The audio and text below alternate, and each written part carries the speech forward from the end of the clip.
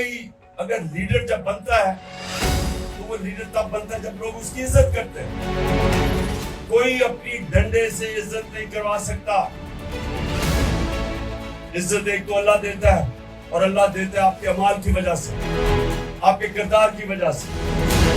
تو عزت اگر آپ نے کمانی ہے تو نبی صلی اللہ علیہ وسلم کے راستے پہ چلو, اور ان کی جو دو صلاحیتیں تھیں نبوت سے پہلے, صادق اور امین, سچا اور انصاف کرنے والا.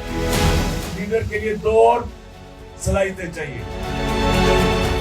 ایک کہ بزدل آدمی لیڈر نہیں بن سکتا, خوف سب میں ہوتا ہے, لیکن جو بھی انسان اوپر پرواز کرتا ہے وہ پہلے اپنے خوف کے اوپر قابو پاتا ہے پھر اوپر جاتا ہے. اور چوتھی کوالٹی, دیکھیں جو سب سے بڑا بت ہے خوف کے بت کے اور پیسوں کے بت کے علاوہ, وہ ہے اپنی میں کا بت. انسان اپنی میں کو قابو نہیں پاتا, وہ اپنی میں کی پوجا کرنی شروع کر دیتا ہے. جو اپنے میں سے باہر نہیں نکلتا, اپنے آپ سے باہر نہیں نکلتا, وہ بڑا انسان نہیں بنتا.